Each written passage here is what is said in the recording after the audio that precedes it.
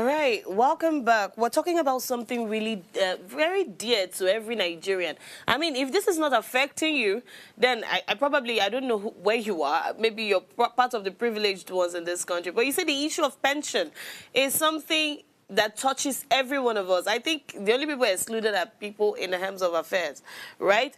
Now, we're talking about pension. We're talking about why the elderly, the senior citizens, still have to beg, still have to protest for what is rightfully theirs.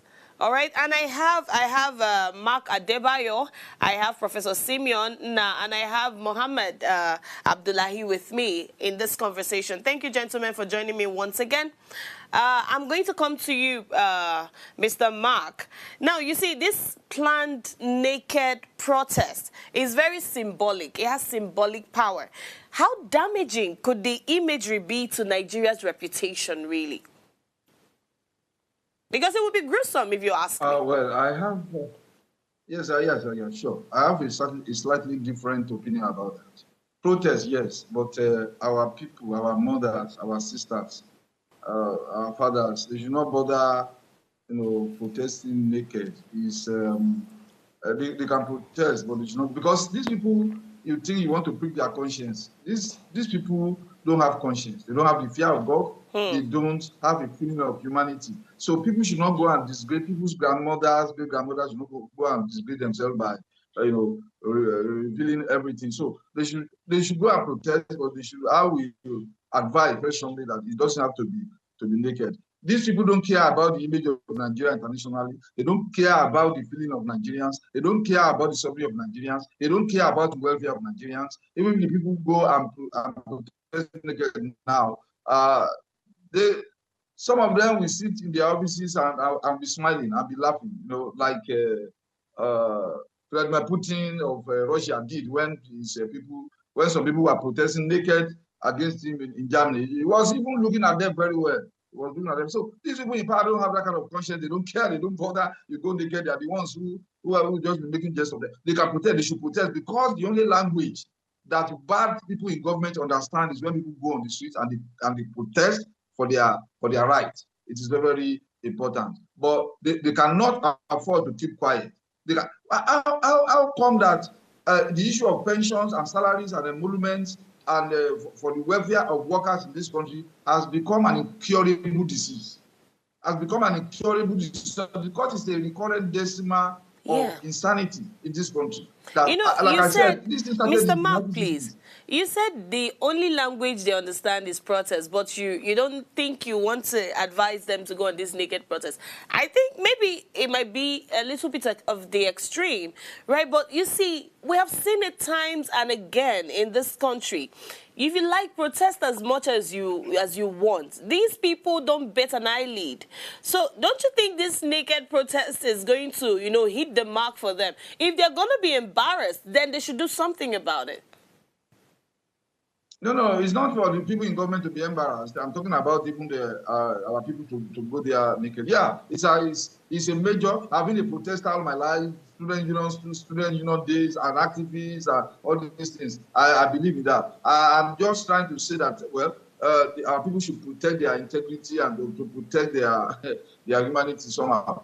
But, well, if it will work, if it will make these people change their minds and change their heart, if it will introduce a little bit of humanity into their, well, if they feel it will be effective, they can go ahead. What I believe should happen is that this advocacy must be consistent, and then we must not wait.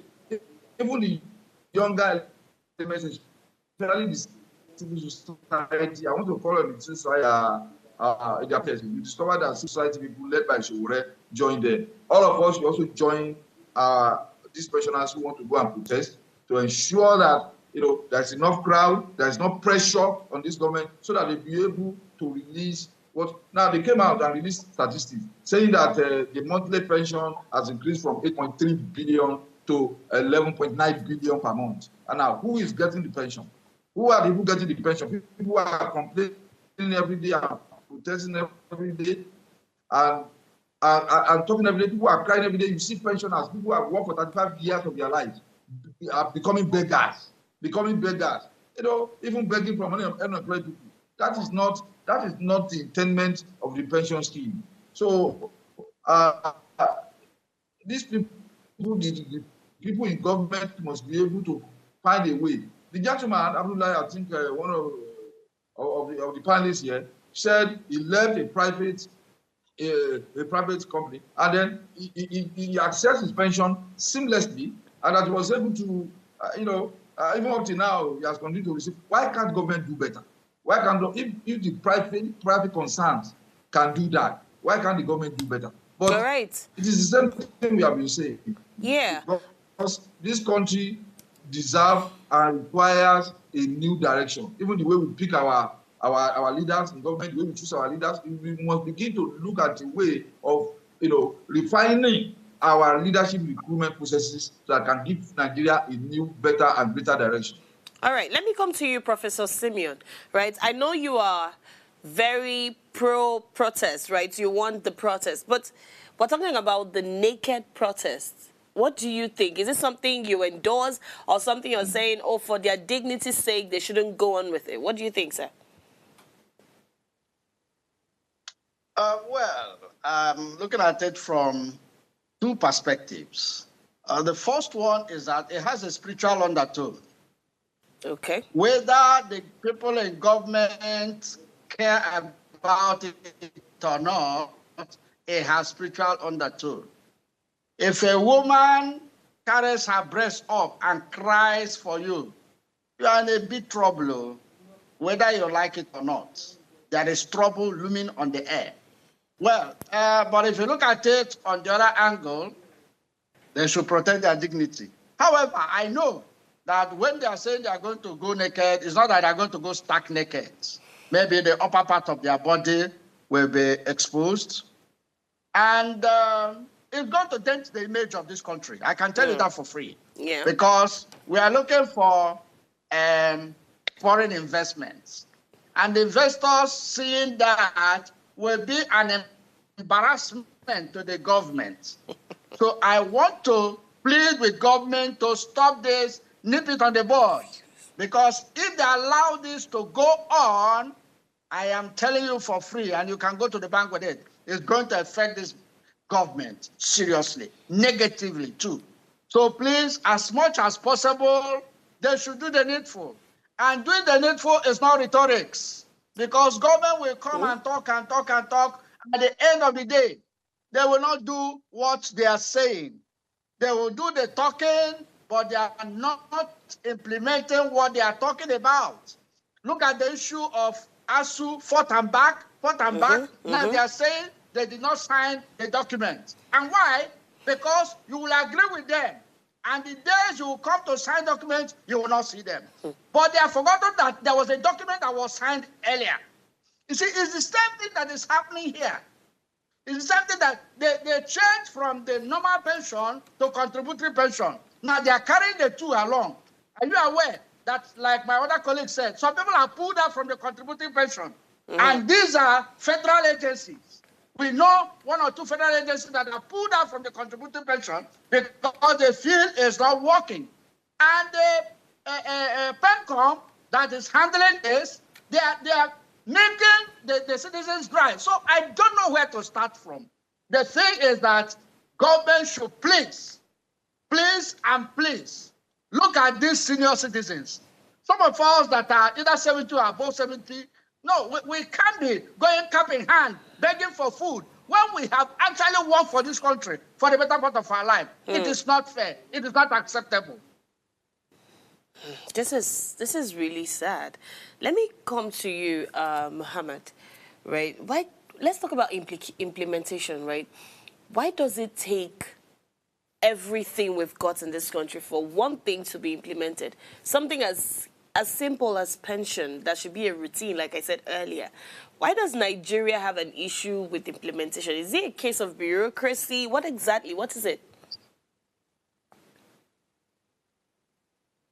Mohammed, are you there? I think there are two major issues. Yes, I think there are two major issues. For me, the very first one is lack of planning, and is a major problem here.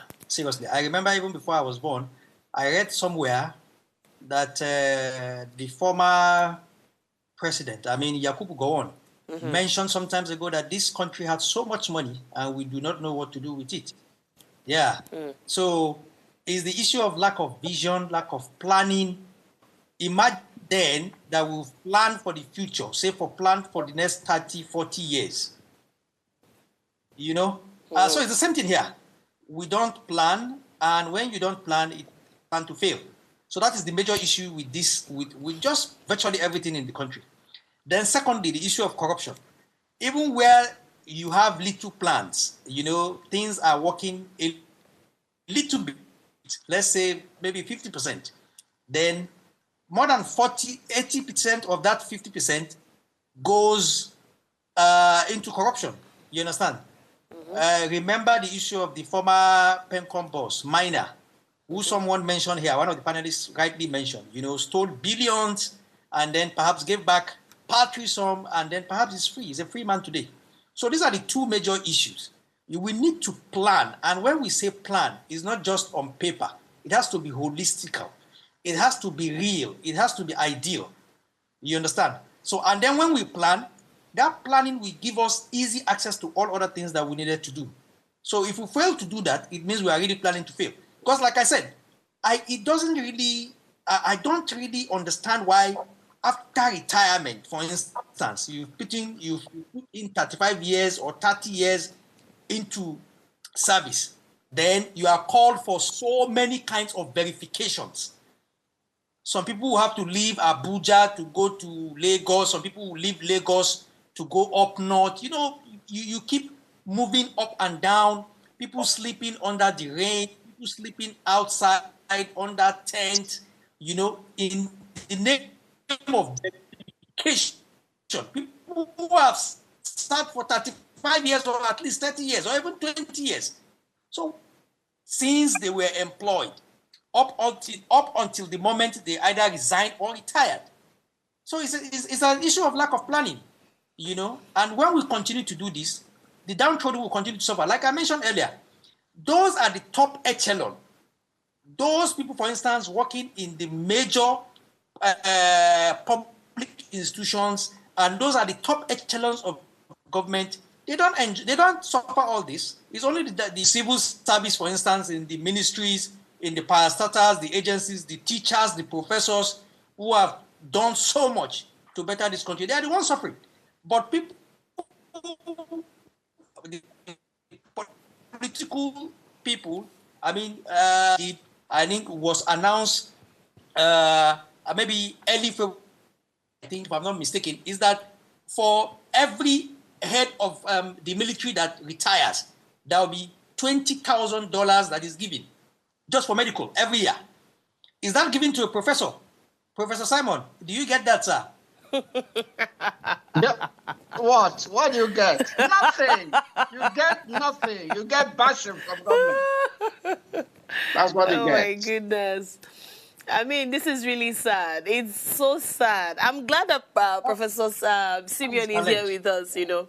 And just before we go, just before I let you all go, I want to ask this question, and it touches all of you. I'd like to get your insights on it. So beyond pensions, right, how do we, we're talking solutions now, how do we build a system where Nigerians can retire with dignity, you know, without having to rely on their children or having to rely on protests just to survive or get the attention of the government? How do we build that system in Nigeria? Because we have to forge ahead somehow.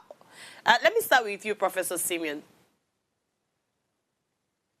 Now, how to build this? You don't wait for government. You start early to put things aside. Although what they call take-home pay today doesn't take most people home. It takes them to the bus stop and leaves them there.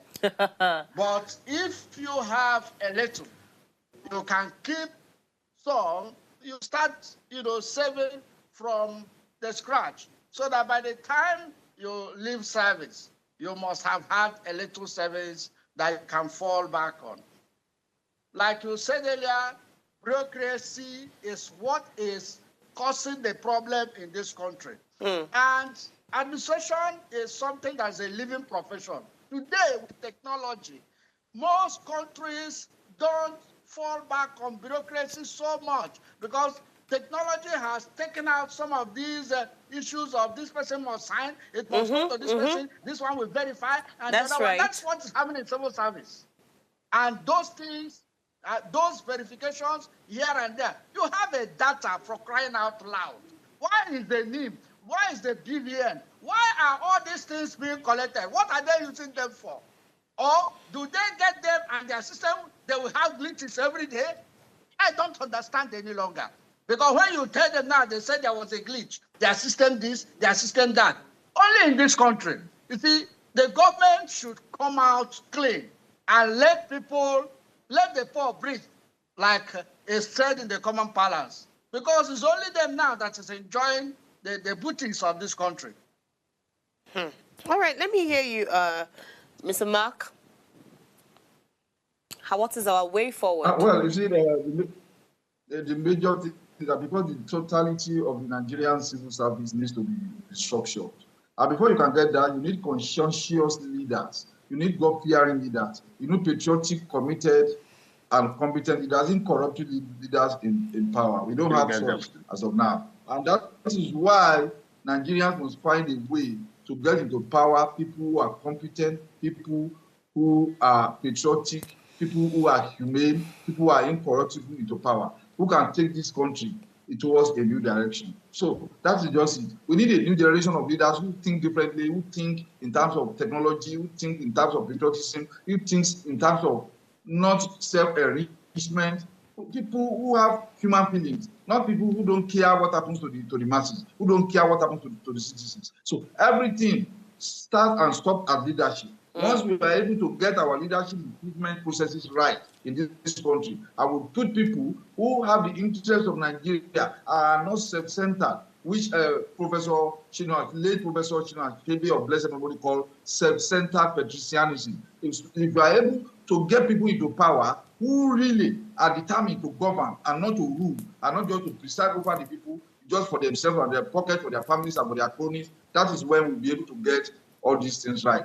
For pensions, for salaries, for emoluments, that's when we can get it. Leadership first, leadership. Once we get our leadership right, every other thing will fall into place. All right, unfortunately, that's all the time I have with you guys this evening. Thank you all so much for your beautiful insights in this rather sad story that we have to still talk about in 2025. Thank you all, and I hope to have you guys on this show some other time. Have a good evening, says. Now, you see, tonight's story about pensioners isn't just about arrears or increments. It's about dignity, like I said earlier. For many retirees, pension is not luxury, in fact. It's everything. It's medicine, it's food, it's shelter, it's peace of mind. Now, when those things when these people, right, have given their years of service and cannot afford basic needs, our promises ring hollow. You see, government must act, and act decisively, not just to avert protests, but to restore trust, demonstrate empathy, and show that public service includes caring for those who once served. Now, as we move towards October 6th, the eyes of Nigerians, of course, were watching. Will leaders keep to their word, or will poverty be met again with silence? Thank you for listening to us this evening. Thank you for, enjoying this conversation, because I know that you did enjoy it. I enjoyed it, and I love that my guests had a lot to say. Before I go, do ensure you subscribe to our YouTube channel at Official Upgrade TV. You can interact with us further, drop a comment, and most importantly, follow all social media engagements. And remember to like, share, comment, and invite your friends and family to watch us and follow us. If you missed our quotes earlier, here it is. Now, the true measure of any society can be found in how it treats its most vulnerable members, and this was said by Mahatma Gandhi. I'll see you tomorrow at 8 p.m. Enjoy the rest of your evening. Bye-bye. Nigeria, by extension Africa, battles a growing youthful population, and with little or no meaningful engagement, leaves a ticking time bomb on our hands. We are a blessed continent with great wealth, both in people and material. Our focus on ways remains driving conversations that affects us all. Topics in the news, social concerns, politics, leadership, governance, empowerment, resource management, conflict management, finance, SME sustainability, technological innovation, food security, health, education, brain drain, our well-being, citizenship, and much more. Our goal is to continuously drive these conversations, keep them burning at the table to effect a positive change, both for our nation and continent. Ways, what are you saying, has a secret ingredient that completes the conversation every single episode, and that ingredient is you. Our past conversations shaped our yesterday. To shape our tomorrow, we must keep talking. So, I want to hear you. Be a part of our live conversations Mondays through Fridays. And let's all have our say.